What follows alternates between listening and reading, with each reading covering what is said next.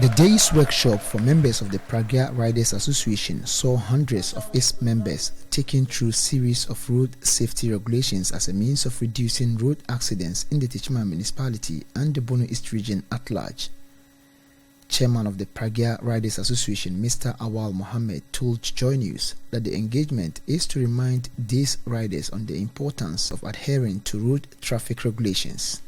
Today's program is meant for us to give our riders refresher course to remind them of their duty to be more careful on the road, to also remind them on some of the road signs, because it is needed that we always have to be very careful on the road, and at any time we don't refresh them, they may forget of their need, the road, for them to be very careful on the road.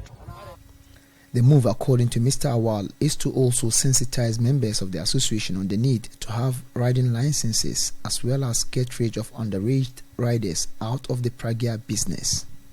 This is not the first time we are doing this exercise, and that we use this to sensitize them on the need to have riding license, on the need to move away underage riders from the system, where they are supposed to be in school and not to be riding. And that if you look at the road safety regulation, that it is supposed to, but any person who is going to use a vehicle for commercial purpose needs to be 25 years and above. At least it tells you that the person is matured, he is bold enough to face any oncoming vehicle. So we want to remind our riders, those who are underage should quickly leave us. Regional head of the National Road Safety Authority, Mr. Emmanuel Achampon Parry, says the region recorded a total of 162 road traffic crashes between January and June this year. 66 deaths were recorded, out of which 37 were as a result of motorcycle or Pragya accidents. From January to June this year, we've recorded about 162 road traffic crashes in the Bono East region, and majority of these crashes are from the Pragya, our motor riders.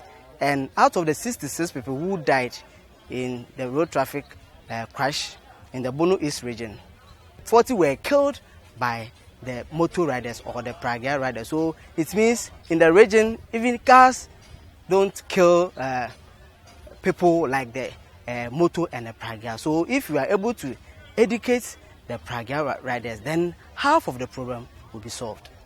The Benhine of the Techiman Traditional Council, Nana Osu and Chibosiako, on the part of the traditional authorities, urged the association to identify riders who are not law-abiding and hand them over to the security agencies in order to sanitize the system of recklessness.